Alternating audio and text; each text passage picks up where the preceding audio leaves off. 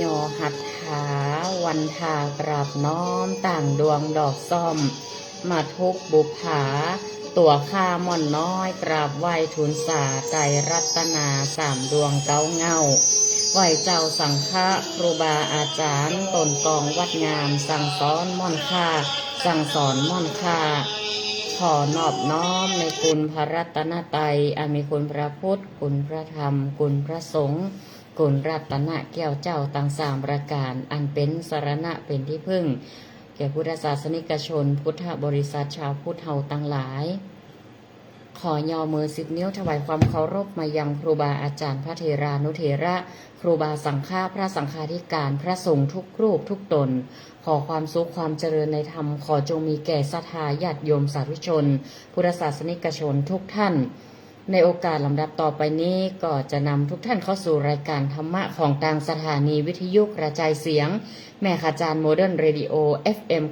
94.50 เมกะเฮิรตซ์ทดลองประกอบกิจการในประเภทกิจการทางธุรกิจออกอากาศณอาคารเลขที่103หมู่ที่6บ้านสันมนาตำบลเมเจดีอำเภอเวียงป่าเป้าจังหวัดเชียงรายในรายการธรรมะบันเทิงใจลิงก์สัญญาณไปที่คลื่น 98.75 เมกะเฮิรตซ์วัดห้วยตองซักเรดิโออำเภอจอมตองจังหวัดเชียงใหม่วันนี้แหล่งนี้ก็มาพบปะกับรายการธรรมะบันเทิงใจทุกๆวันจันทร์และวันอังคารตั้งแต่เวลา 18:10 นาทีจนถึงเวลา 2 ทุ่มเราได้มาพบปะกันในการฟังรายการธรรมะฟังสาระคติธรรมที่ได้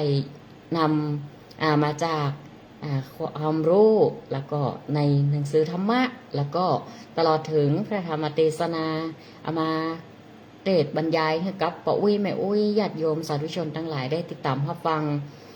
ในช่วงนี้ก็จัดรายการตามปกติโดยตนตัวตมาภาพพระครูปลัดณัฐพงศ์ทิตอุทัศสิริเจ้าวาดวัดดอนจันทร์ตำบลเวียงกาหลงอำเภอเวียงป่าเป้าจังหวัดเชียงรายก็จะได้มาจัดรายการให้ศรัทธาญาติโยมตามปกตินะตามปกติศรัทธามาปะกันอีกทั้งช่วงนี้เนาะก็เป็นช่วงของฟ้าของฝนของลมพายุนะก็ระมัดระวังกันโดยในเรื่องของอากาศดีมีการเปลี่ยนแปลงของอากาศก็บางครั้งก็มีเมฆมีหมอกมีฝนเป็นพื้นที่ไปบางพื้นที่อาจจะกระทบนักน้ำท่วมจากพายุที่ผ่านมานั่นก็คือพายุคานแมงกี้เนาะกรมอุตุเพิ่นก็อัปเดตอยู่ตลอดเวลาศรัทธาจะเดินทางไปทางใดก็ติดตามเรื่องสภาพฝนฟ้าอากาศก็จะเป็นการดีเขาจะได้เตรียมพร้อมอาจจะปลูกนั้นปลูกนี่ก็ส่วนมากตอนนี้ก็เหมาะเจาะนะถ้าตังตีสูงน้อยเนาะตีดอนก็ยังบ่ค่อยอะละต่อใดเตื้อนะถ้ามันสูงตีสูงก็ปลูกพักปลูกไม้กันก็อาศัยน้ำฟ้าน้ำฝนในช่วงนี้แล้วก็การเปลี่ยนแปลงของฤดูหนาวตีบวกกับพายุโดยตอนนี้ก็มีศรัทธาญาติโยมได้ติดตามรับฟังอยู่หลายท่านนะเข้ามาฟังบอกว่าจะเป็น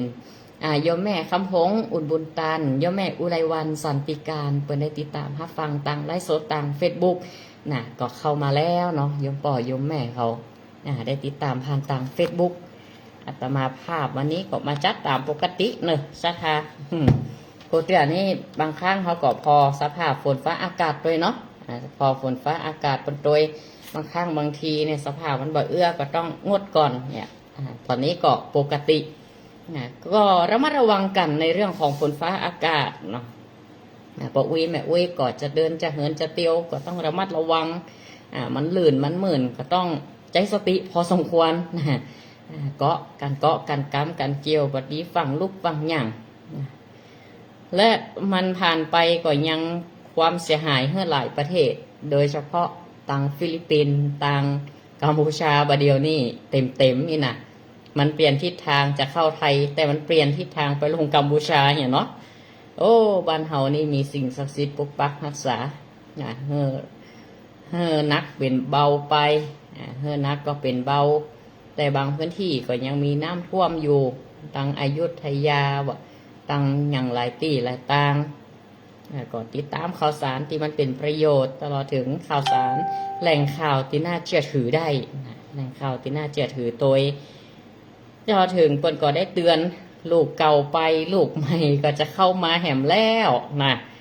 ถ้าจะหนาวกันแต่เตรียมแช่อุ่นกันได้ละโอ้ยแม่อุ้ยจะไปทางใดสถาญาติโยมเฮาเตรียมพกล่มจ้องหรือว่าผ้ากันฝนอย่างเอาไว้เถอะมันป้องกันดีกว่าแก้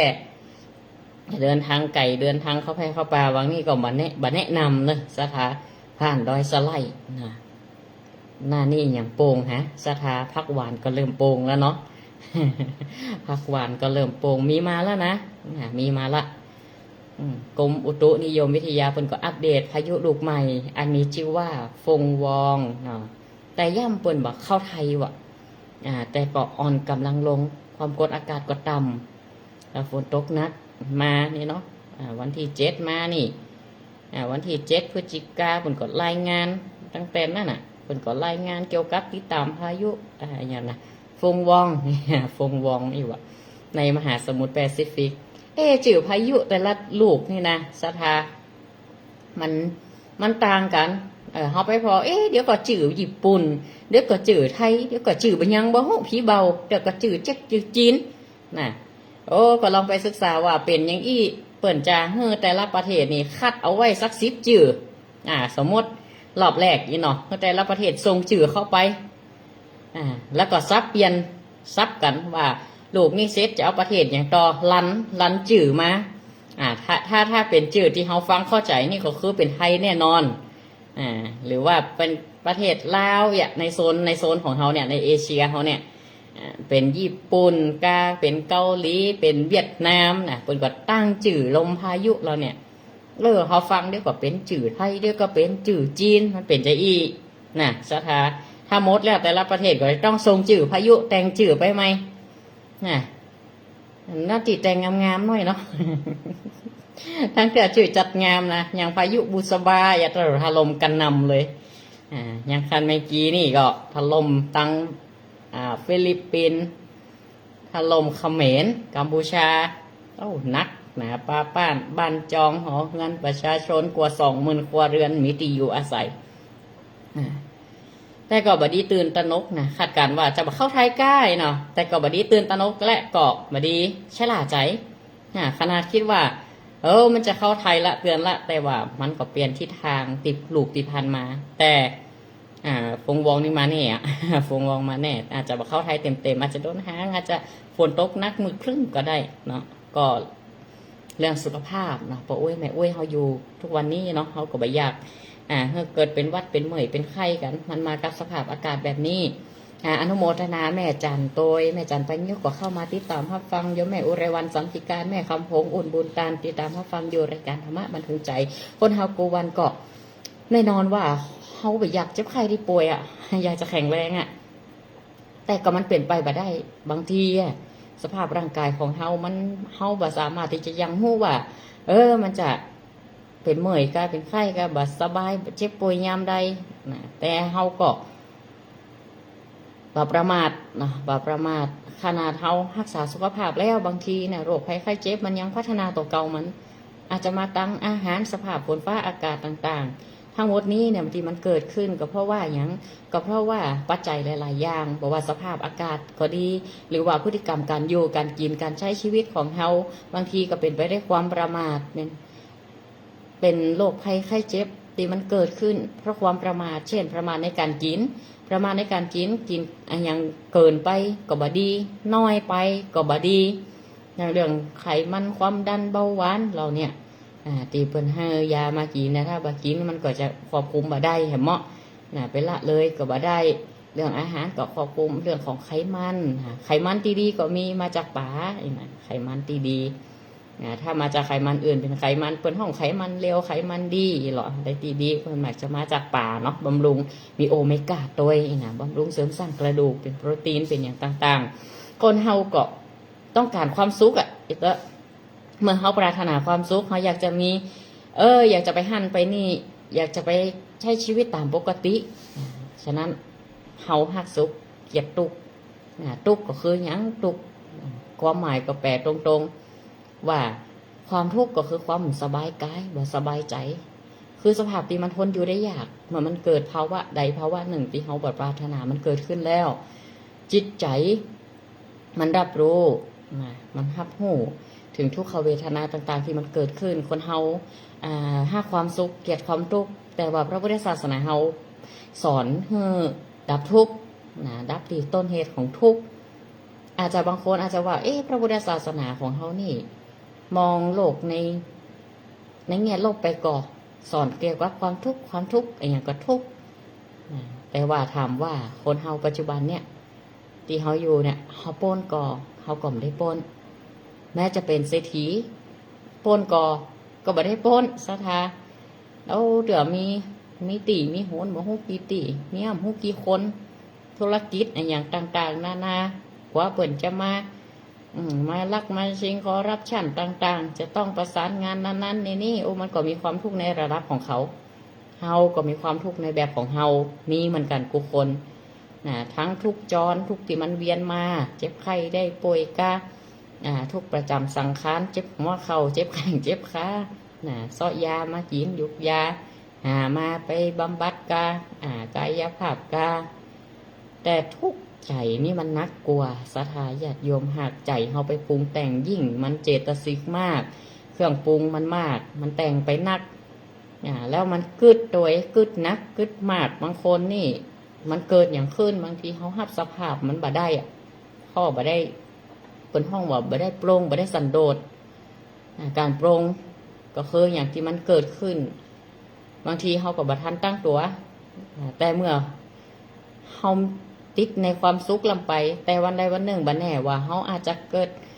สิ่งต่างๆเกิดขึ้นกับเฮาหับสภาพนั้นบ่ได้พิจารณามันก็จะตุกนักอย่างคนบ่เคยเป็นยังวันใดวันหนึ่งเป็นนั่นเป็นนี่มาเนี่ยโอ้ใจมันนักอย่างผีบ้าถ้าอมหันมันเพชรมันเมื่อยสักเดือนะมีความกังวลบ่มียังเนาะสิ่งที่มนุษย์เขาพยายามทำมาหาค้นหาตลอดชีวิตก็คือหาความสุขเมื่อความเจ็บไข้ได้ป่วยมันเกิดขึ้นกับมนุษย์ผิวหนังมันเหี่ยวแห้งไปก็ใครหื้อมันเต็งตึงผลิตยานั่นมาผลิตอาหารเสริมมาก็มาเสริมบำรุงร่างกายกันมาหาความสุขคือตัวเก่าก็พยายามหนีจากความทุกข์แต่เมื่อพบความทุกข์พยายามขจัดปัดเป่าออกไปหรือพยายามป้องกันบ่ให้มันเกิดขึ้นถือว่าเขาโชคดีนะศรัทธาญาติโยมคนสมัยก่อนเทคโนโลยีมีที่ช่วยอำนวยความสะดวกแต่ปัจจุบันเป็นว่าเมื่อพัฒนาเทคโนโลยีขึ้นมาแต่ความทุกข์นั้นก็มันก็บ่ได้ลดลงบ่ได้ลดความทุกข์ของคนเฮาลงสักหน่อยแต่มันจะลดยังลดเปอร์เซ็นต์การอยู่รอดปลอดภัยการในความสะดวกแต่ปรากฏสิ่งที่มันทำให้สุขภาพย่ำแย่ไปกว่านักขึ้นเช่นมลภาวะเป็นพิษสิ่งแวดล้อมต่างๆที่มันเปลี่ยนแปลงไปก็เกิดจากอย่างก็เกิดจากการพัฒนาเทคโนโลยีทำให้เกิดภาวะโลกร้อนภาวะเรือนกระจกเป็นฝุ่นละอองมลพิษต่างๆในช่วงเนี้ยอย่างประเทศไทยเฮานี่ช่วงนี้หมอกเหมยแล้วนักท่องเที่ยวเยอะนักท่องเที่ยวแต่ละตีเพิ่นก็มาแอวกันถึงฝรั่งมังค่าถึงจีนมอนไทยเกาหลีญี่ปุ่นเข้ามาแอวเมืองไทยตีผ่านมาตีทำรายได้เป็นนักกับประเพณีลอยกระทงถ้าบ้านเฮาก็หยีเป็งเป็นเอกลักษณ์อัตลักษณ์ของชุมชนของวัฒนธรรมที่ส่งเสริมการปลูกใจแล้วก็ส่งเสริมให้เกิดการอนุรักษ์รักษาประเพณีคุณค่าเหล่านี้เพราะมันมีผลต่อระบบเศรษฐกิจเกิดการหมุนเวียนมีการกล้าการขายกันเกิดขึ้นอีกอย่างทำให้การท่องเที่ยวดีขึ้นก็ล้วนมาจากวัฒนธรรมประเพณีต่างๆเหล่านั้นเขามาพอเอาเรื่องของวัฒนธรรมความดีงามที่เปิ่นถ่ายทอดออกมาเป็นแบบแผนจารีตธรรมเนียมแสดงออกทางการแต่งกายการอู้การจาการแสดงออกสีท่าทางต่างๆการฟ้อนการลำมีขนบธรรมเนียมที่เป็นแบบแผนบ่ได้มาพอความสวยงามบ่ได้มาพอไฟบ่ได้มาพอแสงสีเสียงเพราะอย่างประเทศเปิ่นพัฒนาเจริญหรือเฮาวันเทคโนโลยีสถาเนาะบอกว่าจะ AI ก็ฝรั่งนั่นล่ะผลิตโซนยุโรปแถวปุ่นเปิ่นก็ประดิษฐ์กันมานิดหรือเฮากันประดิษฐ์โดนเฮาก็ยังสั่งซื้อเป็นไฟฟ้าต่างๆแสงสีเสียงนี่เปิ่นมาพอแหละถ้าพอประเทศของเปิ่นหรูแล้วนี่ก่อน แต่ที่เปิ้นมาพอหยังพออารากเหง้าวัฒนธรรมเฮาสิ่งที่ดีงามที่สืบกันมาเป็นเอกลักษณ์กว่ามีในชาติเปิ้นอีเตออาหารการกินก็การแต่งกายมาพอวัฒนธรรมเปิ่นอยู่ร่วมกันจะได้สมัครสมานสามัคคีกันได้การผูกน้ำใจเป็นหนึ่งอันเดียวกันเปิ่นทำยังกันยังใดชะนี้แล้วเปิ่นก็มาพอแล้วก็เกิดความประทับใจแต่ว่าบางครั้งบางทีนี่คนไทยนี่อาจจะมองผิดไปอาจจะจัดงานหรือว่ากิจกรรมต่างๆนอกแนวไปเป็นการให้ค่าของเทคโนโลยีที่มันล้ำหน้าถ่ายทอดแสงสีเสียงเอาอย่างอื่นเข้ามาโผลประยุกต์ล้ำไปอีกตัวเนาะจนมันเกินควรเกินงามที่จริงแล้วเขาก็ช่วยกันอนุรักษ์สิ่งที่มันดีๆบอกว่าด้านภาษาการอู้กันจากบ้านเฮาการต้อนรับครับสู่รอยยิ้มเป็นห้องว่าปิยะวาจาอูจาม่วนจาหวานเฮอกับบุคคลอื่นเฮอประทับใจอันนี้เป็นน้ำใจของคนแล้วก็เทคโนโลยีมันมีการพัฒนาบอกว่าจะมีพัดลมแต่ก่อนนี้อารมณ์ธรรมชาติ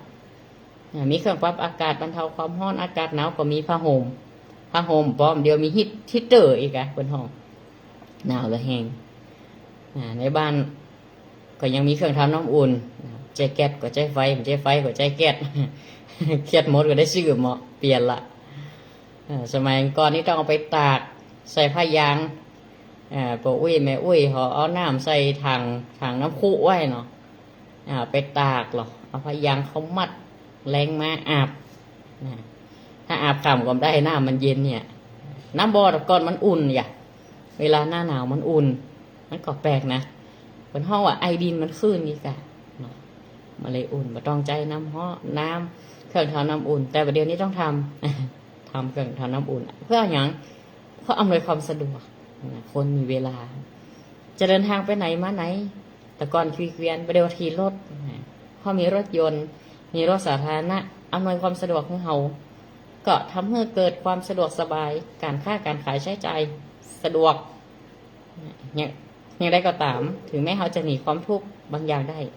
ขจัดปัดเป่าบรรเทาได้มากน้อยเพียงใดแต่ว่าทุกหลายอย่างเขาหนีบ่พ้นเดี๋ยวน้ำมันขึ้นเอาแล้ว จมกันละน้ำมันขึ้นกามนี่ลาบเหมือนกระดานเลยนะต่อเนื่องกันเลยสินค้าก็มีราคาแพงขึ้นการขนส่งก็แพงขึ้นค่าครองชีพก็แพงน้ำมันเป็นตัวที่เอาขึ้นค่าเข้ามาหลอกการจ่ายทำให้เงินบาทมีค่าแข็งตัวเขาคนนี้ปนแล้วก็บางครั้งบางทีความทุกข์ใหม่ก็เกิดขึ้นอยู่เรื่อยๆบอกว่าจะร่ำรวยมีเงินมีทองต่อใดก็อยากมีวาสนาบารมีเหมาะคนรวยก็อยากมีวาสนาอยากมีบารมีจะพบเจอความทุกข์อยู่หั่นวนเวียนอยู่ตลอดเวลาตกอกตกใจอันนี้เปิดห้องว่าทุกไปนอกเพราะทุกไปในของเฮาศรัทธาญาติโยมเฮาทุกตั้งนอกยังแควนกว่านอนยังอุ่นอยู่นอนยังรับสนิทอยู่แต่ถ้าตกใจเนาะเศรษฐกิจจะล่มบริษัทจะพยุงไว้ได้ก็เศรษฐกิจประเดี๋ยวก็ยังได้เป็นยังได้คนละครึ่งละกลางก็จะเป็นยังได้นะใครใจซิดแล้วพ้องเนาะใครมันใจซีดมันผูกมันจะเอาปิกแล้วเนอะคนละเกิงนะได้ยินข่าวเพื่อนจะมีเฟส2ทุกเจ้าได้ก็ทุกเจ้าก็ได้กะใจจะหมดละ ใจจะหมดละแต่ก็ต้องเติมเพื่อนนะคนละเกิงอันเปิดห้องกับคนละครึ่งแต่ฉะนั้นทางนี้เนาะทุกในแบบของคารวะก็ทุกในแบบของคารวะนะบางทีก็ทุกเจ้าก็มีเนาะเกิดแป้งหันแป้งนี่บ่เกิดบ่แป้งเขาก็ว่าเกิดแป้งก็ว่าช่างเงินช่างทองเหมาะอีน่ะมันก็มีหลายอันหลายอย่างพยายามคนละครึ่งนะคนละครึ่งวันนโยบายรัฐบาลสถาเขาก็ต้องยอมรับเนาะสภาวะเศรษฐกิจมันจะมั่นคงมันเปลี่ยนกันอย่างได้เปลี่ยนทั่วโลกความทุกข์ก็อยู่ทั่วทุกข์ก็อยู่ทั่วแม้จะบรรเทาจะใดแต่ขอบัดเพื่อทุกข์ใจก็พอละสถาญาติโยมทุกข์ตียิ่งใหญ่ทุกข์จิตทุกข์อกทุกข์ใจทุกข์จากการพลัดพรากเป็นทุกข์ตีอย่างยิ่งใหญ่ แม้ว่าจะยิ่งใหญ่แค่ไหนก็สามารถหลีกหนีความสูญเสีย เช่นการพลัดพรากจากของรักของเจริญใจ ปรารถนาสิ่งใดไม่ได้สิ่งนั้นนั่นก็คือทุกข์อันนี้เป็นทุกข์พ่อก็ลูกตายเมียตายผัวตายเรื่องนี้เกิดขึ้นได้กับคนอย่าว่าเลยศรัทธาญาติโยมมันเมื่อมีเกิดมันก็ต้องมีตายแน่นอนเราต้องทำใจถ้าคนมีเกิดก็ต้องมีตายถ้าไม่อยากตายก็ต้องบ่เกิดน่ะถ้าย้อนมาถามแล้วพระพุทธศาสนาบ่ได้เป็นศาสนาที่คิดในเชิงลบแต่คิดในสภาวะที่เป็นจริงที่มันเกิดเมื่อเฮาใครตายอย่างเงี้ยได้ก็บ่ต้องเกิดสาเหตุใดอย่างได้บ่เพิ่งเกิดก็มันทำคุณงามความดีศีลทานภาวนาพัฒนาจิตใจของเฮาเพื่อได้ธรรมะศึกษาธรรมะหากว่ายังบรรลุในภพนี้ก็ขอภพต่อไปขอเพื่อมันเจริญ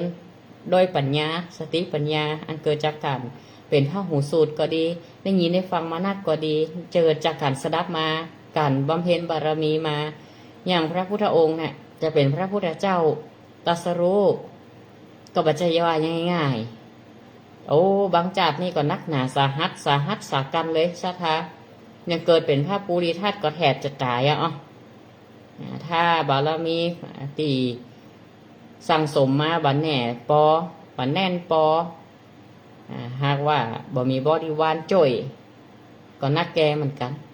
แต่ละชาติเหมือนชาติที่เป็นพระมหาชนกก็เกือบไปละนะก็บัจจัยว่าโอ้ยเป็นพระเจ้านี่มันง่ายครับโอ้ลองไปศึกษาพอแต่ละชาติเปิ้นนี่นักหนาสาหัสปอกวันแต่เปิ้นบ่ได้ละทิ้งความเพียรในการสร้างกุศลคุณงามความดีอย่างเฮาปูวันนี่เฮาดูโทรทัศน์ก็อินไปตัวกับสื่อนำเสนอเรื่องใด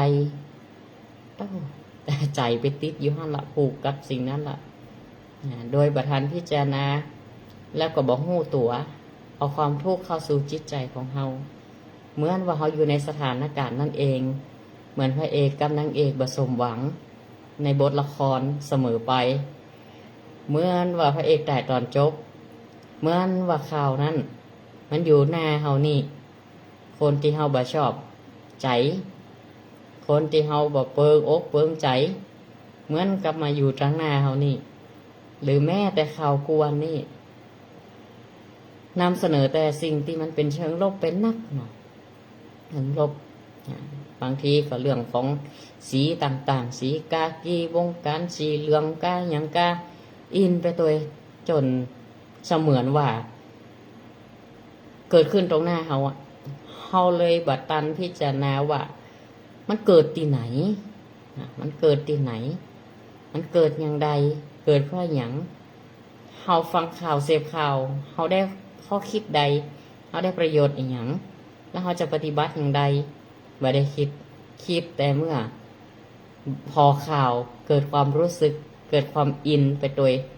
ข่าวแล้วก็ทำให้เกิดตุกใจด้วยหู้ตัวมันทานตั้งตัวเกิดอารมณ์ฉุนเฉียวเกิดอย่างต่างๆอันบอกเกิดคอมเมนต์ในอย่างที่ต่างๆนาที่มันเกิดแสดงความคิดความเห็นกันในข้อความต่างๆแต่ขาดหลักการพิจารณาไปก่อนจะถูกจะผิดจะได้หู้ขอค่าได้คอมเมนต์เอาไว้อันนี้ความผิดที่เกิดจากมโนกรรมมโนเกิดจากจิตที่มีเจตนาอยู่แล้วก็มันตุกที่ไหนก็ตุกที่ใจน่ะใจเฮาไปปรุงแต่งเนี่ยเพราะขาดความพิจารณาอันยังก็เก็บมาหมดแต่ได้ถามว่าที่เฮาหันเฮาหู้ตาดูหูฟังสมองคิดนี่เฮาได้มาแยกแยะได้พิจารณาเฮาเปิดสื่อเฮาเปิดทวารเฮาเห็นหมดเปิดตึงตาฟังตึงตาตึงหูได้ยินเนี่ยใจก็บ่ได้พิจารณาอินไปตัวมันก็หับมาตกนักดินจิตใจของเฮานี่กะบางเตือรับก็บ่สนิทเอาไปเก็บไปรับไปฝันปุ่นยิงกันปุ่นชายแดนปุ่นเหมือนกับว่าจะได้ไปกำปืนอยู่ชายแดนด้วยปืนก็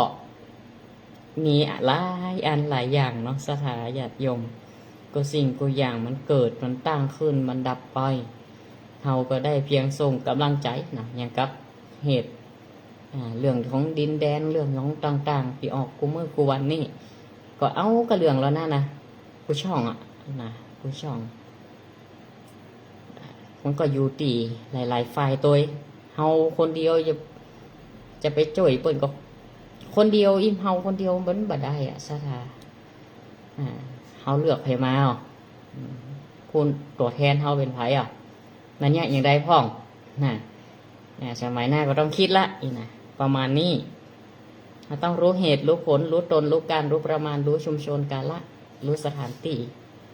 ทุกคนมีหน้าที่ของตัวเก่ามีหน้าที่ค้าขายก็ค้าขายพิดไปบ้านเป็นหน้าที่ของงานเป็นป่อเป็นแม่ก็ทำหน้าที่ไปหน้าที่ของพุทธศาสนิกชนบางครั้งบางทีเขาก็ต้องศึกษาธรรมะพ่องเพื่อเอามาอย่างก็เพื่อมาปรับปรุงพัฒนาเจริญจิตเจริญใจอันใดปล่อยวางก็ปล่อยวางได้พ่องเพราะว่ามันมีภัยปัญหาเมื่อเกิดปัญหาทุกข์คือปัญหาทุกข์ที่เกิดคือตาหูจมูกลิ้นกายใจแล้วนี่ไปเปิดทับเอาโดยขาดการพิจารณามันก็เก็บมาติดใจเก็บมาติดใจเหมือนควันสักพักเหมือนกลมลมนั่นเหมือนกลมลมเนาะสักพักปวดเป่าควันเข้าไปติ๊กเหมือนเขาหับสิ่งที่บดีไปติ๊ก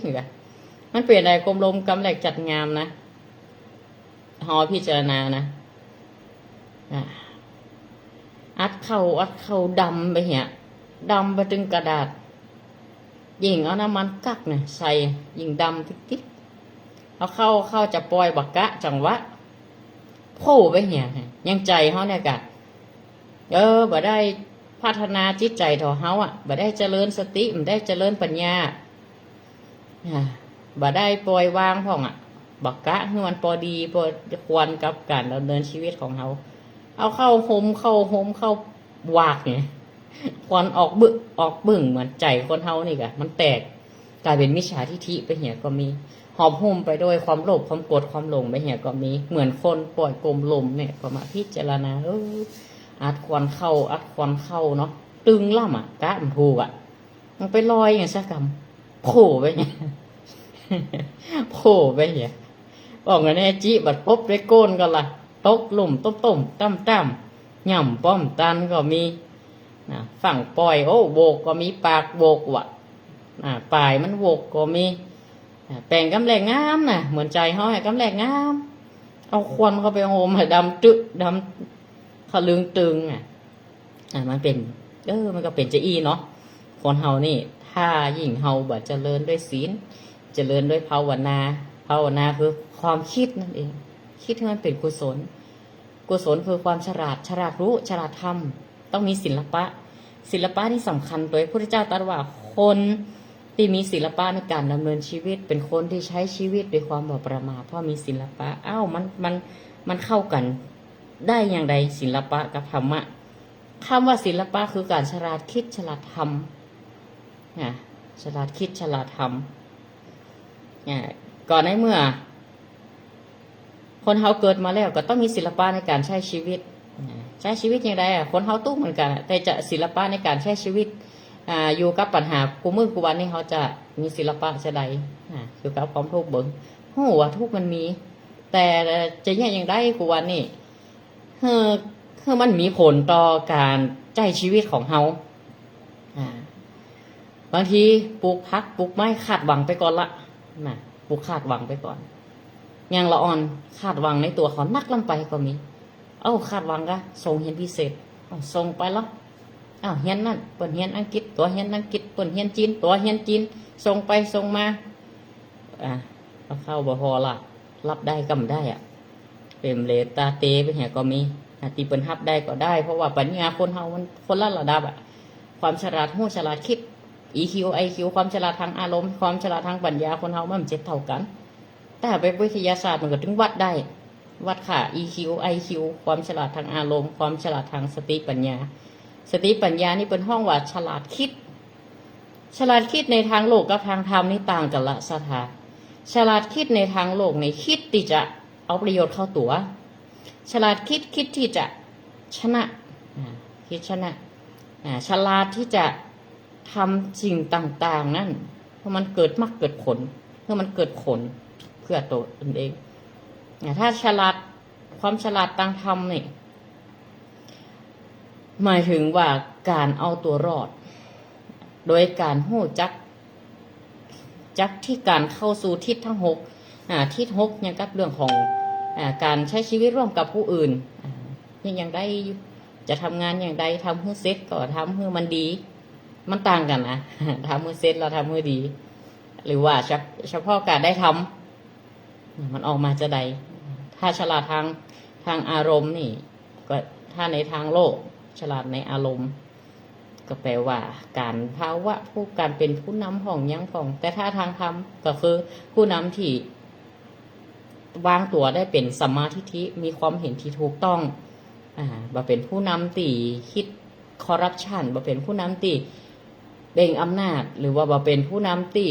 กดเหงรังแกคนอื่นบ่เอาหน้าที่มารังแกคนที่ด้อยกว่าประมาณนี้สถานะมันก็ต่างกันอยู่ความสุขของคนเฮานั่นจะสุขจากอย่างก็ตามมันก็มีทุกข์แฝงอยู่เสมอแต่ว่าต้องมีศิลปะในการดำเนินชีวิตของคนเฮาทางนี้เนาะการมองในแง่บวกหรือการมองมันก็ใกล้เคียงกันนะในแง่บวกบางทีก็ต้องตามสภาพความเป็นจริงพระเจ้าบอกว่าคนแก่ที่มีความเป็นหนุ่มสาวความเจ็บป่วยมีอยู่ในความบ่ป่วยความตายมีอยู่ในชีวิตมันบ่ได้แยกกัน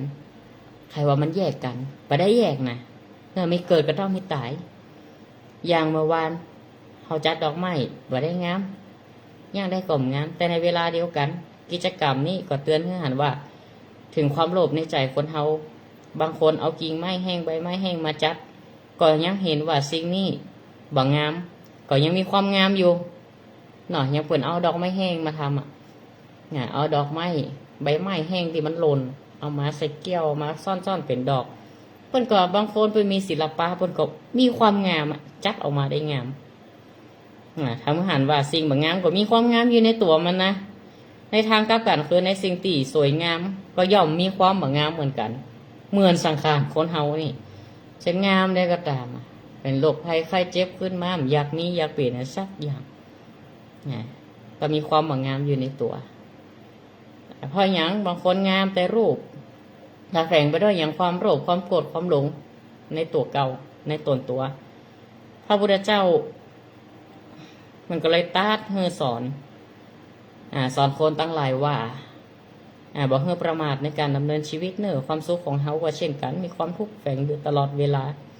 ดังตีกล่าวว่าความทุกข์เป็นสิ่งที่เฮาหนีบ่พ้นเฮาก็ต้องเรียนรู้อยู่กับมันเรียนรู้อยู่กับมันออกมายอมรับแต่เจ้าของบ้านบ่อยากออกมาก็เพราะว่าอย่างบ่อยากเจออากาศร้อนเนี่ยกะบ่อยากออกมาปะร้อนเฮ้ยถ้าอยู่บ้านเปิดแอร์ดีกว่าเข้ากับไฟออกติ๊กอันเนี้ยในความงามก็มีความงามอยู่เนี่ยในความสุขก็มีความทุกข์แฝงก็เป็นเจ๊ญาติโยมเฮาบุรุษไปรษณีย์ก็รอเจ้าของบ้านมาฮับเนาะยังเปิดมาส่งของนี่นะแต่แทนที่จะรอเฉยๆก็ห้องเพลงไว้ด้วยกระทั่งในที่สุดเจ้าของบ้านเอามาต้องมาฮับพัสดุเสร็จแล้วก็ถามบุรุษไปรษณีย์ว่าอาการร้อนจะอีห้องเพลงได้อยู่กายก็อาการร้อนแต่ใจเปิ่นบัดตุกเปิ่นเป็นนี่เป็นศีลเปิ่นตุกสบายหาประสบการณ์ไปส่งของไปส่งพัสดุไปได้หันนั่นนี่โลกร้อนแต่ใจเฮาเย็นมันก็เย็นโลกร้อนห้องเพลงไปตัวยังผ่องก็เตือนว่ามันความทุกข์มันกำเริบเหนือจิตใจของเฮาก็คือทุกข์มีอิทธิพลต่อจิตใจของเฮาฮู้อยู่ว่ามันทุกข์แต่จะไปทุกข์กับมันนี่อย่างเป็นอย่างหนึ่งตีเป็นการตีจะทำให้เขาผ่อนคลายนะผ่อนคลายวางเป็นห้องว่าอุเบกขาการวางปล่อยวางจากสภาวะอารมณ์เวทนามีความอดทนใจขันติความอดทนให้วิธีหนึ่งตีจะช่วยให้อยู่กับความทุกข์ใดนั่นคือสติที่ครูบาอาจารย์บรรซ้อนนะทุกวันนี้ทุกขเวทนามันเกิดขึ้นประจำเป็นต้องใช้การปรุงแต่งใจหรือปลอบใจตัวเขาก็ได้โดยใช้สติหูทานและปล่อยวางมันให้ได้สติหูทานและปล่อยวางยังกับกายดิมปวดที่มันเกิดขึ้นถ้าเผลอไปปวดใจขึ้นมาแหมเจ็บใจมันปวดติ๊กอีน่ะ เมื่อเวลาห้อนอากาศเดียวอากาศห้อนแหมเอามาเปาะแหมใจ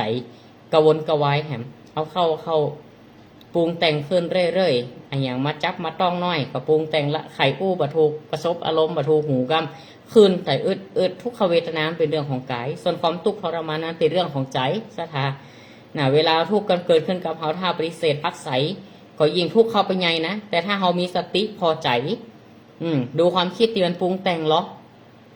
หันใจดีมันคุณเครื่องตีโพยตีพายไปหรือเห็นทุกขเวทนาความเจ็บความปวดเขาก็ปล่อยวางเขาก็หูมันปวดเมื่อนั้นความทุกข์ก็จะคลายไปบางทีก็สงบขึ้นมาทันทีเขาเรียนรู้กับทุกขเวทนาเพื่อได้ยังเฮาปฏิบัติธรรมหรือนักปฏิบัติธรรมเนี่ยที่เปิ่นได้เรียนได้รู้ปฏิบัติมาสม่ำเสมอเนี่ยก็อยู่กับความทุกข์เพื่อได้แต่บ่ได้ช่วยแต่บ่ใจว่าด้วยความอดทนดีกว่านั้นก็คืออยู่กับมันโดยอาศัยสติความระลึกหูตัวหูเนื้อหูตัวของเฮาดูจิตดูใจพอมันไปปรุงแต่งอย่างใดที่มันปวดนั่นมันอย่างใดเฮาพยายามปล่อยวางเพื่อทันเพื่อเร็วคนเฮาสามารถรักษาใจเฮาสงบกายก็มันก็จะบ่มีเวทนาเกิดขึ้นนักนะอันนี้ก็เป็นเรื่องของการบรรยายธรรมะในวันนี้เกี่ยวกับในเรื่องของคนเฮาเนี่ยเจอกับสภาพของความทุกข์มานักทุกข์สัพพะทุกข์อย่างเปิดว่าทุกข์ไรแปดทุกข์สัพพะทุกข์ หลายอันหลายอย่างทุกข์จรทุกข์ประจำสังขารก็เพราะมันบางทีเฮาไปหาคนเดียวก็มีโดยเฉพาะอย่างเพราะกิเลส3ตัวความโลภก็ดีความโกรธก็ดีความหลงบ่ฮู้จริงก็ดีบัดเดียวนี้ความทุกข์มันเกิดง่ายแม้แต่เปิดโทรศัพท์หันซื้อนั่นซื้อนี่มีอารมณ์คล้อยตามละจิตใจอินไปตัวเปิ่นอินไปตัววิธีอยู่กับความทุกข์ด้วยสติก็ต้องเริ่มจากตระหนักว่าความทุกข์มันเกิดขึ้นเพราะเผลอบางทีลืมตัวหรือมีสติเมื่อใดเขาลืมตัวตนตัวก็เกิดขึ้นล่ะนี่อาจจะหันเป็นลูกเป็นหลังปวดแขนปวดขาปวดอย่างใดอย่างนั่นอันนี้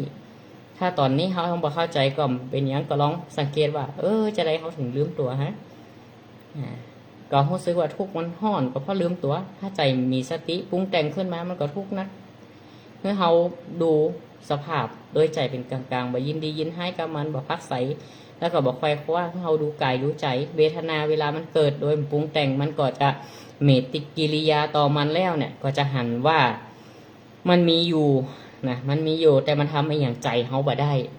มันปวดไปแต่เขาหาสาใจให้เข้มแข็งกับปอฉะนั้นศิลปะการดำเนินชีวิตเนี่ยมันจึงสำคัญในยุคปัจจุบันเทคโนโลยีมันกระโดดก้าวหน้ามันอาจตอบโจทย์อำนวยความสะดวกให้แก่เฮาแต่ว่ามันถามว่ามันจ้อยเฮาป้นทุกได้หมดก็บ่ได้คิดว่าสร้างเทคโนโลยีมาเพื่ออำนวยความสะดวกแต่มันกลับทิ้งความทุกข์เอาไว้อยู่ก็คือปัญหาไว้อยู่กาไฟกาใช้จ่ายที่เพิ่มเติมกาจีปะทะอีกทั้งแต่ก่อนอากาศดีบัดเดียวเป็นอย่างใดอากาศแปรปรวนสภาพฟ้าอากาศบัดเดียวนี่ขนาดหน้าหนาวก็มีพายุเนาะหน้าหนาวพายุก็เข้าบางทีฝนตกโดยหนาวโดยบางทีหน้าร้อนกลายเป็นหนาวก็มีหลายอย่างบอกเกิดแห่งศิลปะนี่จึงสำคัญฉลาดคิดฉลาดรู้ฉลาดทำเมื่อคนเฮานี่เฮาศรัทธาในพระพุทธศาสนาเฮาก็ทุ่มเทอุทิศกับสิ่งดีๆเฮาก็เคารพศรัทธาน้อมนำเอาหลักธรรมมาปฏิบัติโดยเฉพาะหลักของศีล5ที่เพิ่นได้ส่งเสริมในเรื่องของจริยธรรมศีลธรรมเช่นนะว่าเฮาจะทำอย่างใดให้ศีล5เกิดขึ้นในสังคมเพราะคนรักษาศีล5นี่มันจะไปเกิดอย่างขึ้นมันจะยังข้อศีลข้อที่1เนี่ยเวลาเขาบ่ฆ่าสัตว์บ่เบียดเบียนคนอื่นเนี่ยมันจะเกิดอย่างขึ้นคนมีเมตตาแต่เมื่อคนมีเมตตาขึ้นแล้วเนี่ยการฆ่ากันทะเลาะเบาะแว้งการเบียดเบียนกันข่มเหงมันจะบ่เกิดขึ้นอย่างศีลข้อที่2ห้ามลักทรัพย์อย่างมันจะเกิดขึ้นคนจะประกอบสัมมาอาชีพเมื่อคนมีอาชีพมีสัมมาอาชีพแล้วคนจะบ่ไปลักไปจกศีลข้อที่3คือต้องถือเรื่องของสัจจะความจริงความซื่อสัตย์สุจริต ต่อกันและกันบ่ใจเฉพาะเรื่องของกู่ครองรวมไปถึงการทำงานร่วมกันการลงทุนด้วยกันอย่างเจ้าบ้านเจ้าจองเนาะก็ต้องมีความซื่อสัตย์สุจริตในการกล้าการขายมีความจริงใจต่อกันเพื่อนบ้านเดียวกันช่วยเหลือกันมีความจริงใจต่อกันหรือว่าความเคารพเรื่องของความเคารพศีลข้อสี่มุสาวาทก็ต้องถือเรื่องของสัจจะมุสาวาทพูดเท็จพูดปดจอเสียดคำหยาบเพ้อเจ้อบางครั้งบางทีเนี่ยกรรมโอ้นี่มันทำให้เกิดสงครามได้แค่กรรมเดียวเกิดไฟลุกได้ฉะนั้นเปิดเลยมีการทูตในการเจรจาเรื่องต่างๆเวลาเกิดปัญหาประเทศนั้นประเทศนี้เพราะอย่างก็เพราะว่าจากรรมโอ้เนี่ยแม้แต่กรรมโอ้บางประโยคเนี่ยเขาไปตีความนักข่าวหลายสำนักไปตีกันไปตีความกันไปเลยก็มีหลายอันหลายอย่างก็ไปตีความกันฉะนั้นแล้วต้องถือเรื่องของความจริงสัจจะความจริงข้อสุดท้ายนี่ก็คือเพื่อจะให้คนเฮามีปัญญาตีมันบั่นทอนปัญญาคนเฮานั่นบั่นทอนคนในประเทศนั่นประเทศใดดีมันมียาเสพติดก็ดีเรื่องของสิ่งเสพติดหรือว่าสิ่งเมาอย่างต่างๆสุราเมลัยคือกินแบบบัญญังนี่นะกินบัญญังมันจะไปทำให้ร่างกายจิตใจเสื่อมไปด้วยครับมันก็พันปลาเมื่อศีลข้ออื่นๆพิษไปด้วยกันเพราะมันขาดสติทั้งที่พระพุทธศาสนาสอนให้คนมีสติเพราะสติการตื่นหู้ตื่นเพื่อมาเข้าใจโลกเข้าใจธรรมเข้าใจการใช้ชีวิตเข้าใจทุกข์เข้าใจกับอยู่กับปัญหามันมีประสิทธิภาพนะว่ามีภัยจะมีทุกข์พระเจ้าก็มีความทุกข์ทุกข์เป็นอย่างไรพระเจ้าตอนบัดได้บวชทุกข์ได้หันเนี่ยเปิดถึงออกบวชเปิดก็สามารถล่วงพ้นความทุกข์ได้พระเจ้าเดิมทีก็มีความทุกข์นั่นแหละมีความทุกข์แน่นอนหากหวั่นใจพระอริยบุคคลขั้นอรหันต์พระอรหันต์นี่เปิดพ้นจากกิเลสละ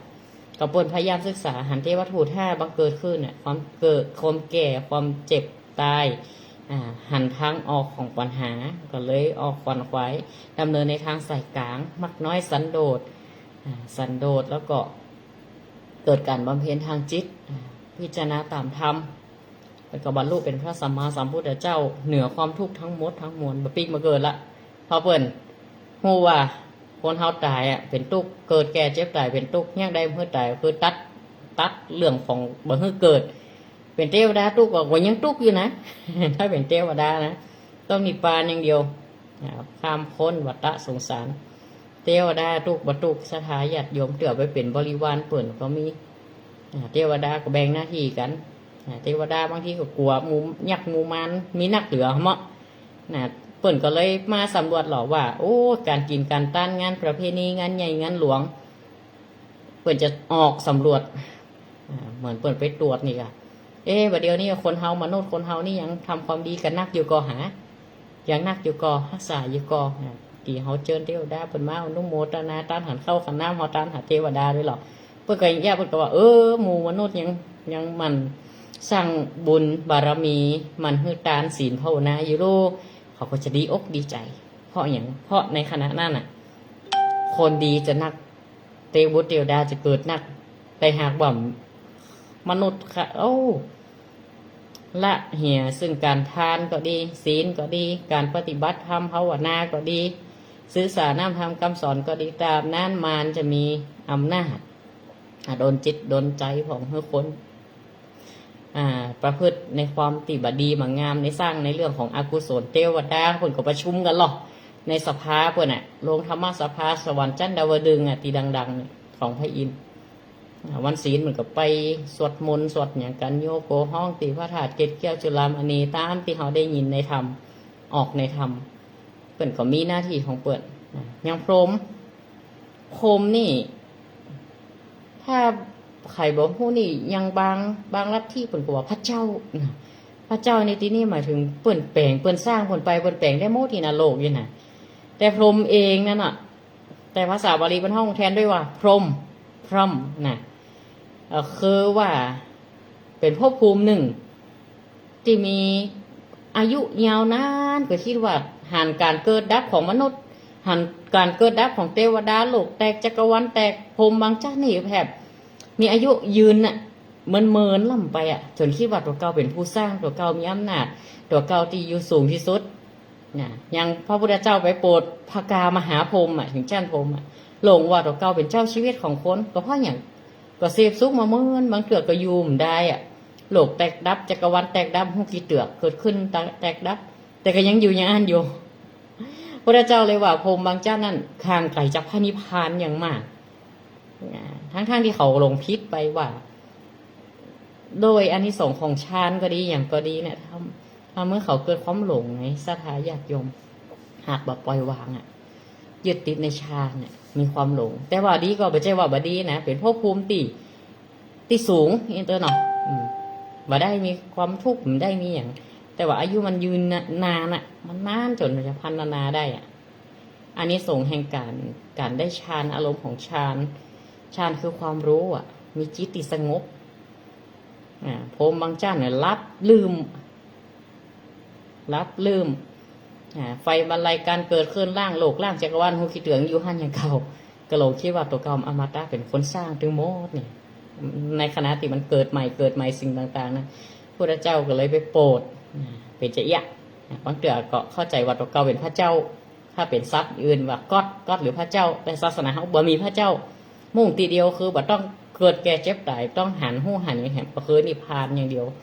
บอกก่อเกิดวัฏสงสารเกิดขึ้นเป็นความสุขที่เที่ยงแท้นะนิพพานังปรมังสุขังหมดเวลาแล้วศรัทธาญาติโยม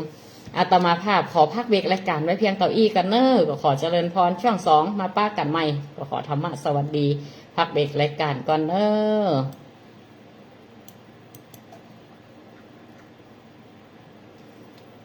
อเต็ดไปเต็ดมาเวลาหมดศรัทธาญาติโยมอนุโมทนาเทเนอร์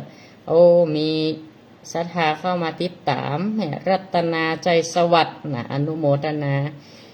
ปู่ปานเฟซบุ๊กแล้วก็เฟซบุ๊กชื่อว่าแม่เรนูชัยวงศ์อนุโมทนาติดตามรับฟังเนาะวันนี้ก็เป็นบรรยายสเพเหระกันไปก่อนวันพุธก็จะเป็นเรื่องของพระมหาอุปคุตมัดพญามารนี่บัดจบจะเนอพระมหาอุปคุตมัดพญามารบัดจบเตื้อติ้งมาฟังกันวันพรุ่งนี้เวลาเดิม18:10 นาทีจนถึงเวลา20 ทุ่มมาฟังกันต่ออุปคุตมัดพญามารสัญญาณชัดเจนกันเนาะญาติโยมศรัทธาติดตามตั้งบ้านตั้งจองก็คอมเมนต์มาได้คอมเมนต์อุจากันเดี๋ยวช่วงที่2ก็จะได้เปิดสายหน้าไมค์สนทนาธรรมะกับศรัทธาญาติโยมขอพักเบรกรายการช่วงแรกไว้เต้าอี้ก่อนเนอะเจริญพรก็ขอเจริญพรธรรมสวัสดีมายังศรัทธาญาติโยมสาธุชนพุทธศาสนิกชนทุกท่านเข้าสู่ช่วงที่2ของรายการธรรมะบันเทิงใจของทางสถานีวิทยุกระจายเสียงแม่ขจารโมเดิร์นเรดิโอ FM 94.50 เมกะเฮิรตซ์ลิงสัญญาณไปที่ 98.75 เมกะเฮิรตซ์วัดห้วยตองซักเรดิโออำเภอจอมตองจังหวัดเชียงใหม่ในรายการธรรมะบันเทิงใจในช่วงที่2ของรายการนี้ต่อมาภาพได้บรรยายในเรื่องของศิลปะการใช้ชีวิตใจชีวิตของเฮานั้นเหนือความทุกข์อยู่กับความทุกข์ได้อย่างมีประสิทธิภาพในช่วงแรกการได้บรรยายไปเกินนำไปแล้วในช่วงแรกแล้วก็บรรยายธรรมะไปอาตมาภาพก็จะได้ยกเอาชาดกเรื่องหนึ่งชื่อว่าเป็นเรื่องของว่าด้วยคนที่มีศิลปะหมายถึงฉลาดคิดฉลาดทำฉลาดรู้ตีออกมาเป็นความเรียบร้อยดีงาม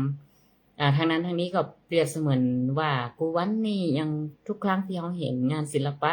ส่วนมากเขาก็จะนึกในเรื่องของงานการปั้น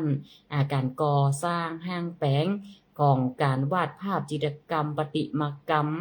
หรือการปั้นต่างๆเหล่านี้เรียกว่าศิลปะหลายๆแขนงเหล่านั้นย่อมมีผลต่อจิตใจเนาะในการสื่อออกมาบอกว่าจะเป็นอารมณ์ความรู้สึกหรือว่าคอยตามหรือเป็นการที่จะสื่อถ่ายทอดเกี่ยวกับ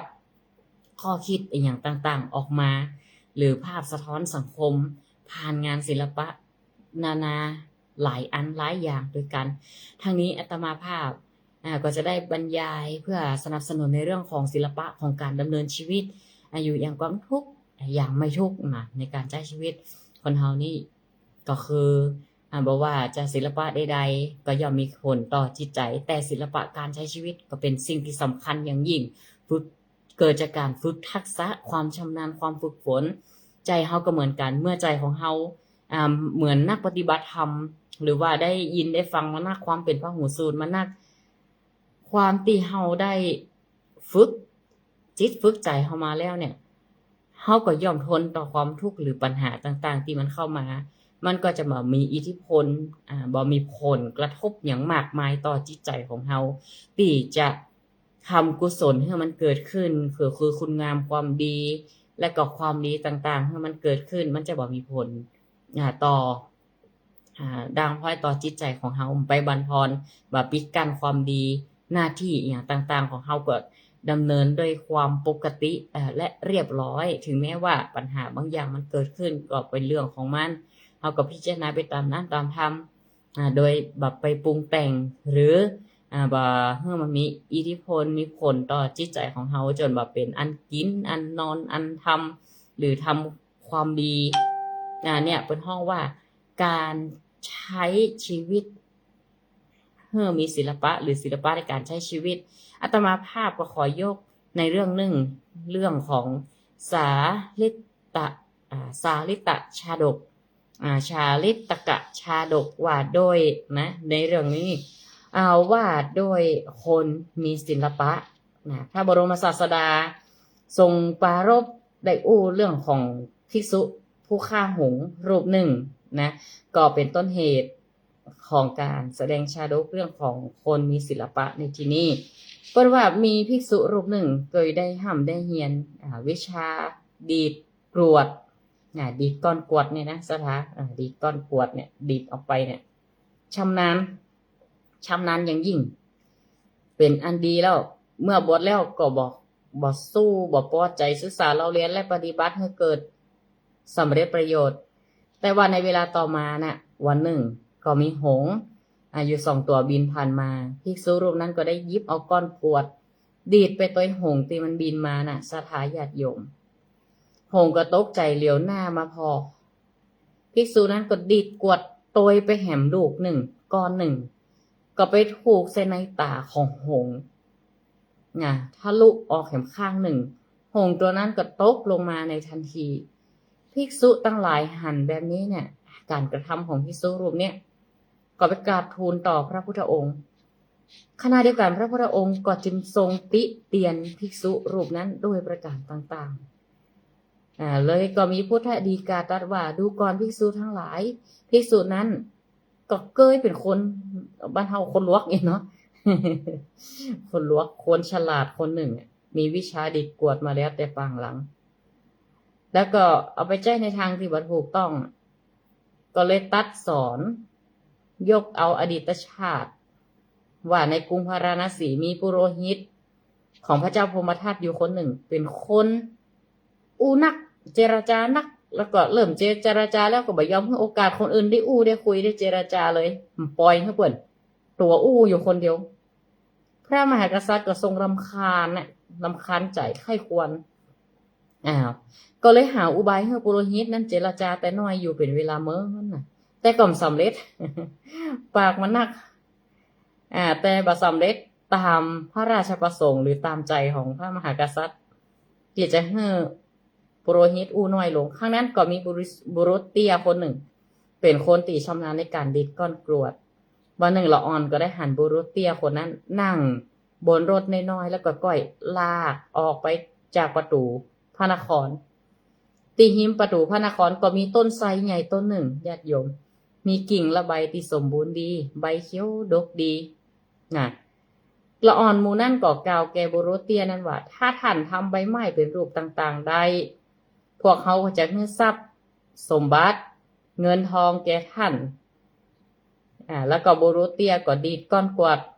ขึ้นไปถูกใบไม้ทะลุเป็นช่องๆปรากฏว่าเป็นหูบต่างๆได้ ตีได้พนันกันเอาไว้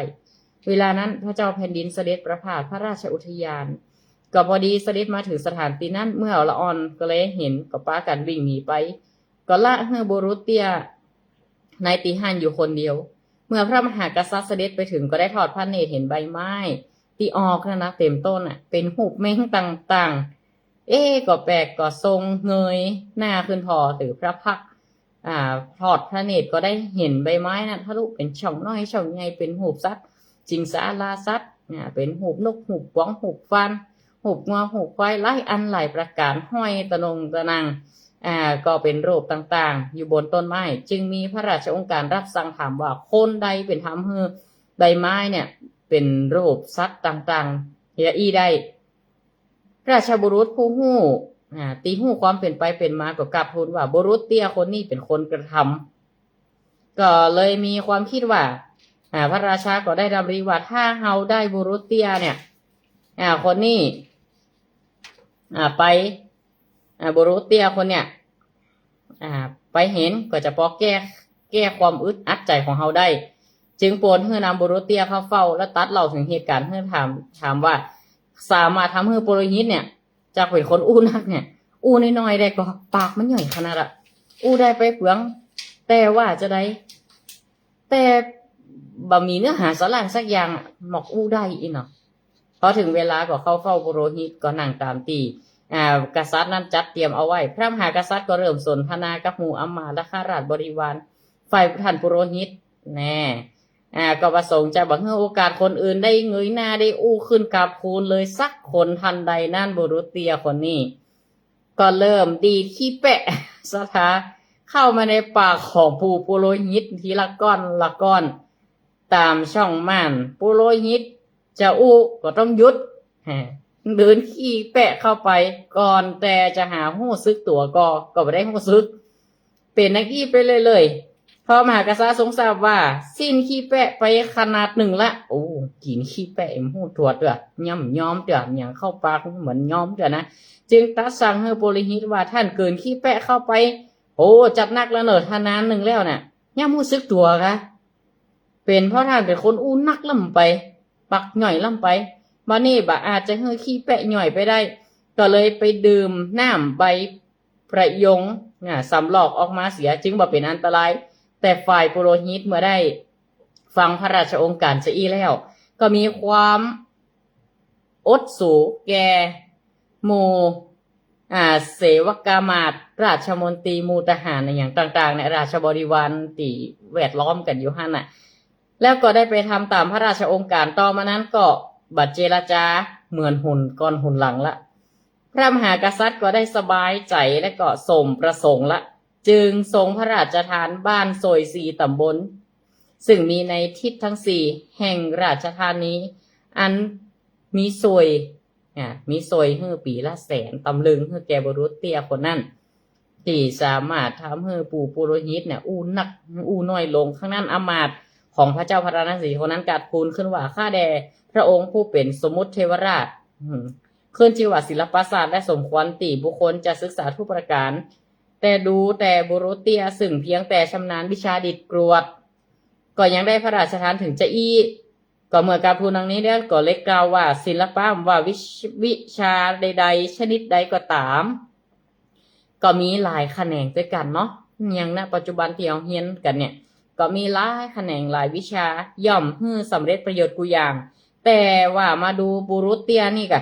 ยังได้บ้านถึงโซย4 ตำบลเพราะศิลปะดีกว่าต่ออันดังนี้ข้างสมเด็จพระบรมศาสดาโปรดประทานเทศนาเรื่องในอดีตจะอีจึงประชุมชาดกว่าบุรุษเตี้ยในครั้งนั้นก็คือภิกษุคนติดีกรวดผูกในตาหงนี่เองพระเจ้าพมทัตก็คือพระอานนท์ซึ่งเป็นพุทธอนุชาหลานพระพุทธเจ้าส่วนอมาตย์ผู้กล่าวคาถาสรรเสริญศิลปะนั้นคือเฮาตถาคตนี่จากข้อคิดเรื่องความสามารถพิเศษสามารถที่จะสร้างโอกาสให้ชีวิตเขาได้แม้แต่ทักษะเพียงเล็กน้อยยังการดีก้อนกว่าสามารถให้ใช้เตี้ยได้รับรางวัลใหญ่ถึงขนาดนี้เฮาฝึกฝนความสามารถของตัวเก่าให้ดีก็สามารถไปใช้ประโยชน์ในโอกาสต่างๆแต่หากเอาไปใช้ผิดมันก็จะเกิดประโยชน์ใดๆทั้งสิ้นแต่อย่าประมาทในความสามารถของตนเอง ภิกษุในปัจจุบันใจทักษะดีกวดไปในทางที่ผิดนะพระพุทธเจ้าทรงตำหนิทำให้หงส์บาดเจ็บซึ่งก็แสดงให้เห็นว่าผู้ที่มีทักษะใจมันไปในทางที่ผิดเนี่ยก็อาจนำไปสู่ผลที่เสียได้การรู้กาลเทศะในการอู้ก็เหมือนกันก็เป็นสิ่งที่สำคัญปุโรหิตก็อู้นักล่ำไปแต่ก็กลับได้บทเรียนอย่างขาดบ่ถึงแสดงให้เห็นว่าการอู้มากโดยบ่ฮู้กาลเทศะอาจทำให้ตนเองได้เกิดความเดือดร้อนการรู้จักใช้ปัญญาในการแก้ปัญหาพระเจ้าพรหมชาติธาตุเนี่ยใช้ปัญหาวิธีแก้ปัญหาอย่างสร้างสรรค์โดยทำให้สามารถแก้ไขเรื่องราวที่กวนอกกวนใจมาเมินได้นี่อันนี้ก็เป็นเรื่องของศิลปะในทักษะต่างๆหากเขาใช้ให้เกิดประโยชน์มันก็จะเกิดประโยชน์อย่างมหาศาลก่อนตอนนี้สถาญาติโยมก็สามารถโทรศัพท์จะสนทนาธรรมะกันได้เนอะเบอร์โทรศัพท์0963458026 0963458026อนุโมทนาโยมแม่พี่สมัยศรีเทพธรรมรงค์โยมแม่ติดตามฟังอยู่เนาะจากลำปางฟังจนหมดเวลานะโยมแม่เนาะแต่กี้นี่ตั้งวิทยุถ้าจะตัดไปละลืมพอเวลาโยมแม่อนุโมทนาด้วยเนอะ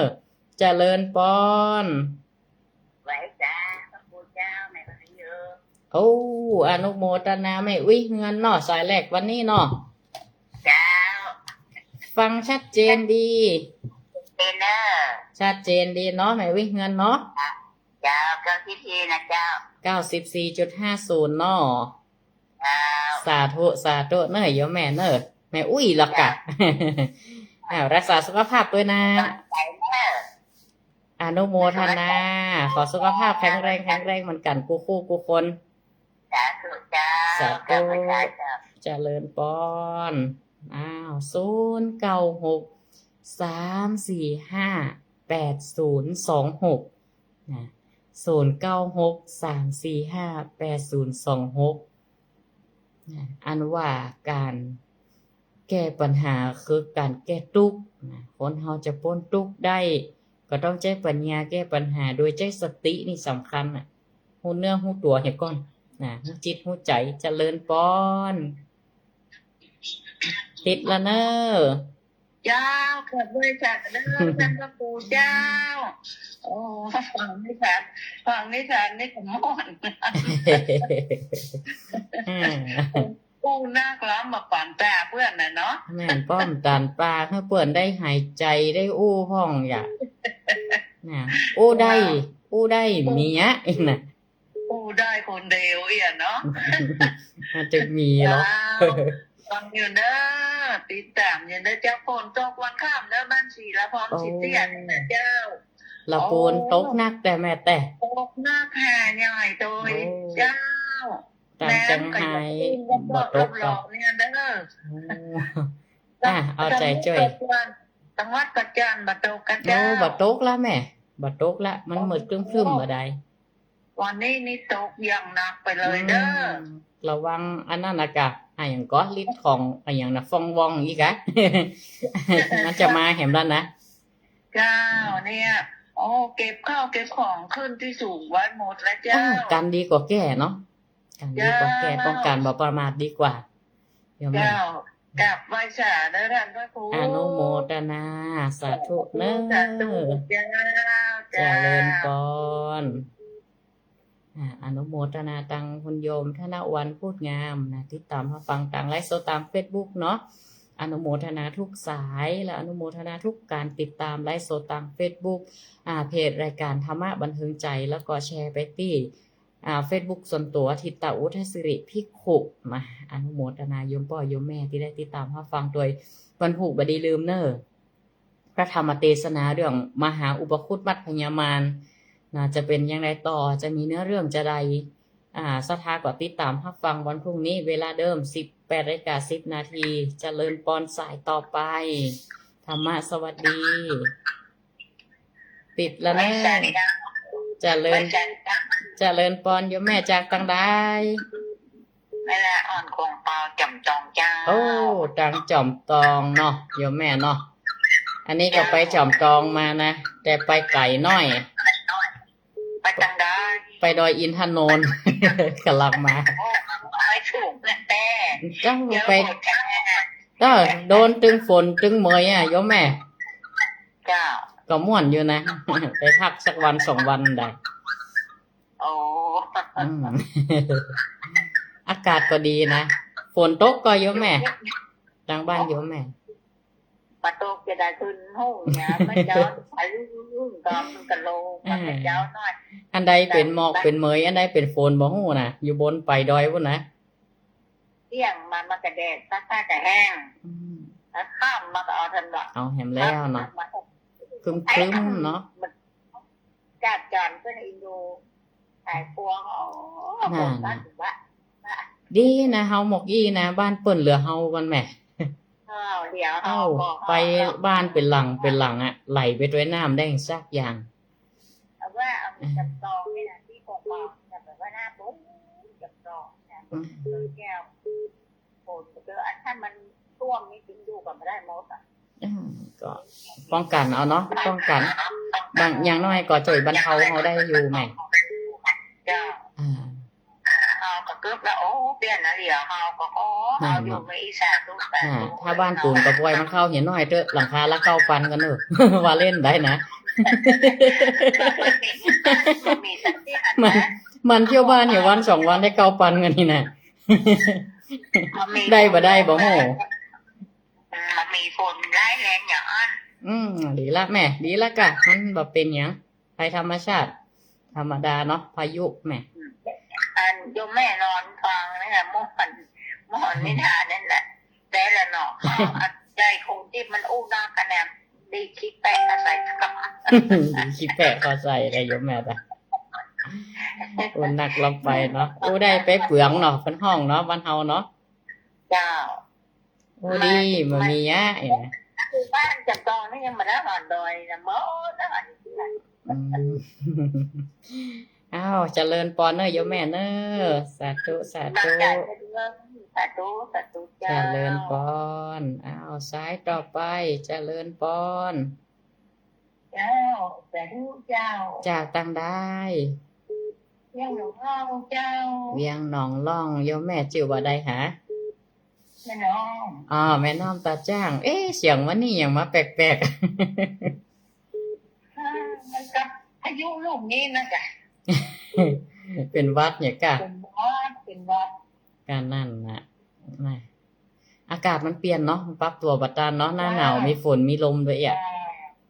ได้ก่อนหน่อย ตึงฝนตึงหนาวเนาะตั้งเราปูนตั้งจอมตองอย่างนี้ตกหนักเนาะรู้สึกว่าตกหนัก แม่มันนี้กำลังจะขึ้นเด้อไปได้ในทั่วแต่แจ้งมาก กันไว้กันไว้ เก็บข้าวเก็บของไว้ ก็ก่อนเวลาจำเขาเติมไว้บอก อ้าวแม่ปล่อยมันเข้าเห็นน้อยแฮะได้ยินเพิ่นว่าหลังคาละเข้าปันนี่นะแต้มว่าเล่นบ่ได้เด้อ มันได้ได้ก็ดีกัน อดสลาเพียววันสองวันว่ะ ว่าเล่นบ่ได้เด้อเนี่ยอันเต้น่ะได้บ่ฮู้เนาะ เอ้าก็อนุโมทนาฟังน้ำฟังธรรม เจียวว่าจิเจียวนะ มันผูกเตะทำเมืองเนยโยมแม่มันผูกนี่ เจ้า สาธุเจริญปอนธรรมะสวัสดี0963458026อากาศโยมแม่ มันเตือโอ้ตอนมันฮ้อนมันก็ฮ้อนเนาะบัดเดียวนี้อากาศมันซ้ำเปลี่ยนดีเนี่ยเบิดฮ้อนเบิดหนาวเดี๋ยวก่อนหน้าหนาวฝนตกด้วยมันแน่หน้าฮ้อนก็อาจจะได้ห่มผ้าก็ได้ มันบ่แน่ซักอย่าง สภาพฝนฟ้าอากาศเจริญปอนไม่ไรเนอร์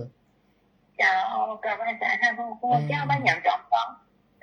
โอ้ฝนตกหนักแม่ตั้งกวาดตั้งจอมต้องตั้งบ้านแม่ตื่นวัดตุลุงน่ะนะบ้านตุลุงทอนน่ะนะ แล้วก็พวกมันไหนไป ตั้งปุ้นฝนตกหนักเดี๋ยวแม่ไม่ไรดี นิมนต์ไปนะ อย่างก็แม่ ก็นิมนต์ไปพ่อครูไปกัน นิมนต์ก็ไปคนเดียว ไปเที่ยวกันไปเที่ยวกัน ไปพักได้แม่คืนคืนเดียวมันได้หมอกไปพอไปพูดไปหันกะ ก็ได้มาไปนิมนต์วัดไหน ไปจุดสูงสุดปะน่ะ ไปให้นอนอย่าง ในอินทนนท์แม่ แล้วแม่ใจ3 เดือนแล้วเนาะไปด้วยอาจารย์มายงนั่น ดีละน่ะได้ไปฮู้ไปหันละแต่หนทางมันก็บ่ได้ไอ้หยังแต่ว่านะแม่หนทางดี คนตั้งจะดีอ่ะ หนทางดี มันเย็นนะกะ แม่เนาะไปเช้าหาที่เย็นนะแม่ เย็นอัน แต่ว่ามันได้ถึงหนาวถึงฝนนี่นะ อย่างก็มันต้องไม้เป็นคนปุ๊อ่ะ มีตะไคร่น้ำมีมอดอีกอะเปิ้นห้องขึ้นต่ำก็ไม่มดความอุดมสมบูรณ์กะ หม่วนแล้วก็หม่วนแล้วก็ตัวมันคนนัก คนนัก ไปแล้ว80 ก่อนคนบ่ ถ้าจะนี่ถ้าเอาไปช่วงเทศกาลไฮซีซั่นเนี่ยคนจะนักแต่ไหนอยู่แม่ไม่ไร แล้วเนี่ยด้วยอาจารย์ยงน่ะกะ เฮาอาศัยเฮาไปเหี่ยก่อน เฮาไปเหี่ยก่อน แม่ไปคนเดียวหม่วนดีเนาะ ไปเหี่ยก่อนเดี๋ยวถ้านักท่องเที่ยวนักนี่มันบ่ดูต่างแม่ แม่น นั่นไปก่อนทุกคนบ่ไปอนุโมทนาสาธุเน้อไม่ไรเน้อเดี๋ยวจะไปปล่อยไปฉลองสำนักศักดิ์วัดหนองยาวเนาะท่านอาจารย์เนาะแล้วก็ปล่อยหลวงเดี๋ยวจะไปแวะเน้อแม่เน้อสาธุสาธุเจริญพรธรรมะสวัสดี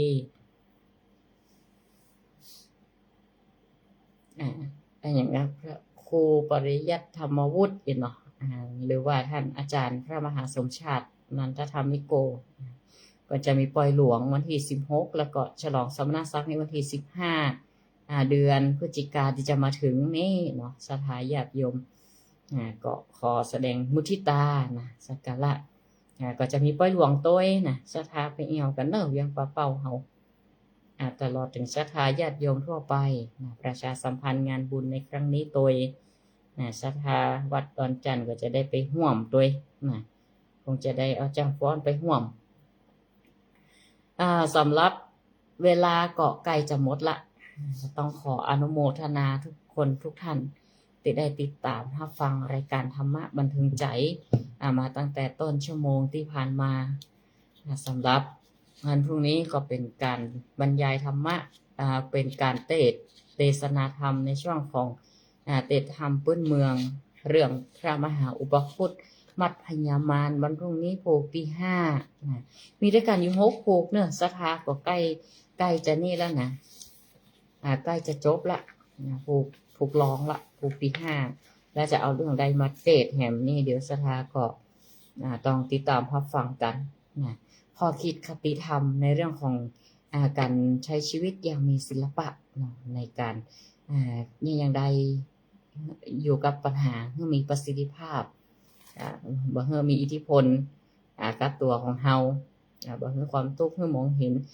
การแก้ปัญหามองเห็นทุกข์เพื่อทะลุปูโป่งที่พระพุทธเจ้าตรัสรู้ก็เพื่ออย่างเพื่อจะได้ว่าสอนเพื่อคนเฮาฮู้กับทุกข์ก็คือจำหน้ามันไว้เพื่อดีจำลักษณะมันเพื่อดีเฮายังได้อยู่ในมันเพื่อได้บ่เพื่อมันมีอิทธิพลต่อใจของเฮาเมื่อใจของเฮาเข้มแข็งเมื่อใจของเฮาเข้มแข็งเวทนาใดๆที่มันเกิดก็ดีความโลภก็ดีกดก็ดีความหลงก็ดีแม้แต่ทุกวันทุกยามปัจจุบันโลกธรรมทั้ง8ที่มันเกิดดับมีสุขมีทุกข์มียศมียศเสริมยศมีลาภเสริมลาภนินทาสรรเสริญอย่างต่างๆเหล่านี้มันเข้ามาแวะเวียนอยู่ละแต่ทำอย่างไรบ่ฮื้อมีอิทธิพลมีผลต่อจิตใจบ่ฮื้อปิดกั้นความดีของเฮาหรือว่าหน้าที่การงานของเฮาบ่ฮื้อมันมีผลกระทบต่อการใช้ชีวิตของเฮาก็คือฮื้อเรียนรู้ฮื้อมันฮื้อชัดเจนจำคล้ายๆเฮาจำหน้ามันฮื้อได้จำลักษณะมันฮื้อได้อย่าปล่อยวางมันเนี่ยเป็นห้องอุเบกขาที่ถูกต้องแล้วก็นำไปพัฒนาความสามารถของตนเองบ่ว่าคุณจะมีทักษะด้านไหนเฮาฝึกฝนพยายามสร้างประโยชน์และสร้างโอกาสให้ตัวเก่าเฮาได้ศิลปะบ่ว่าจะขนาดใดก็ตามมันก็ย่อมเกิดคุณประโยชน์ให้เฮาหากเอาไปใช้ให้เหมาะสมเนาะการแก้ปัญหาแทนที่จะใช้ความรุนแรงกันโต้เถียงก็ลองหาวิธีที่สร้างสรรค์และความฉลาดรู้และฉลาดทำชีวิตของเฮามีหลายมิติมีหลายรูปแบบอยู่ที่แต่ละคนน่ะอยู่ที่แต่ละคนจะแยกแยะแล้วก็คิดพิจารณาจะใดเพื่อจะให้สัมพันธ์กับชีวิตของเฮาในการใช้ชีวิตให้มันเหมาะสมในฐานะที่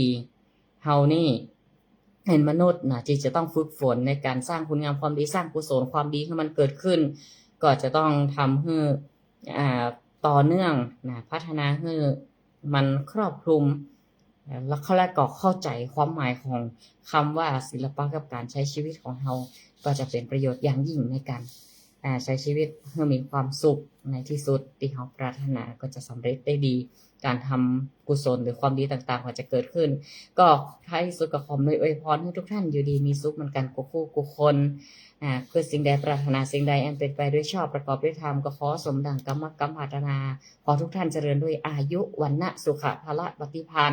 ธนาสารสมบัติเหมือนกันกูคู่กูคนการแสดงพระธรรมเทศนาปอสมควรแก่เวลาเอวังก็มีด้วยประการราชนี้เจริญพรเนอธรรมะสวัสดีกับทุกคนทุกท่านเจริญพร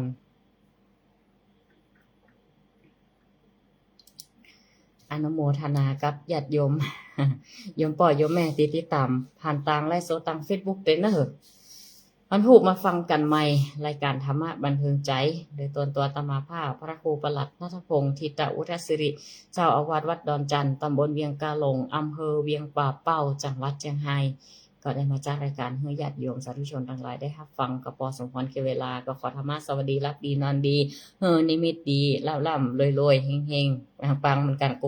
คนเจ้าภาพพลานามัยสมบูรณ์แข็งแรงธรรมะสวัสดีเนอ